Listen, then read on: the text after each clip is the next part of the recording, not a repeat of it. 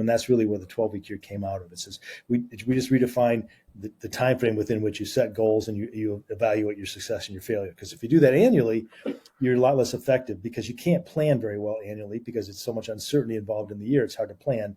And also because of the time, you don't have urgency as much.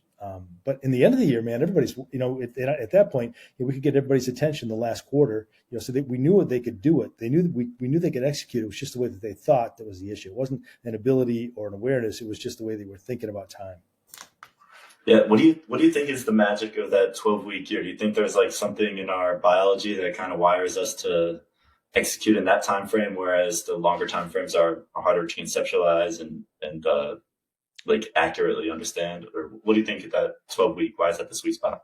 That's the first time I've gotten that question in terms of how we're wired biologically. I mean, that's a good question. I don't want to just be flippant about the answer to that. I don't know if there's something to do with that 3-month rhythm. I haven't really thought about that before. But what we figured out was 12 weeks was just enough time so that we could get some stuff done. Get 12 weeks of work in, you can get some good outputs typically. And it was not too much time that people felt like they could just take some time and relax and not act with urgency. So it created urgency and focus, but it gave people enough time for the results to come out of the actions that were taken. So it was just the perfect amount of time. And then the second part of that, though, was a lot of our clients were corporate, right? We're corporations. And so they operated in a 12-month cycle. So we needed to have something that would fit into that kind of shoebox a little bit. So we'd have 4 12-week years across the year. So it was kind of a convenience for our clients. And it was kind of it just seemed like the right amount of time for people to create, like the end of the year, the last quarter of the year, that was when people were getting the best results. So we knew at that point that, a quarter could be pretty powerful. But if you think about it in terms of quarters, right, the thinking around a quarter, it's a quarter of a whole, which means that the real whole is 12 months. It's not 12 weeks. And that leads to that bad thinking. So we decided just to say, hey, our success and our failure hangs in the balance every 12 weeks.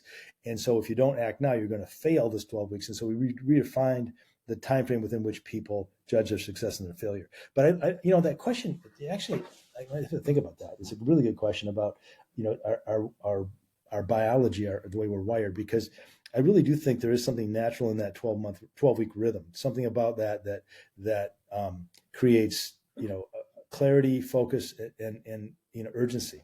But I don't know. I got to think about that. I can't answer your question. Good question. Yeah. I haven't heard it before. It's good. I'm a personal trainer, and I know that there's a 90-day.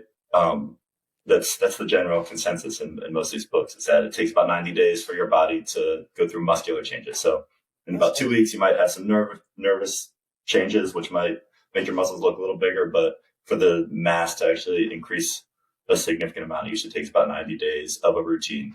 So that's kind of. Yeah, that was what was behind asking that question. That's awesome. My business partner Brian is always been been in shape. He works out all the time, and so he probably would have been able to answer that question better than me. It's not that I'm in terrible shape. I'm not Brian. So yeah, I do think there's something to there's the seasons. I don't know. It's there's something about that time frame where it makes sense. I always played sports. It's usually about that amount of time.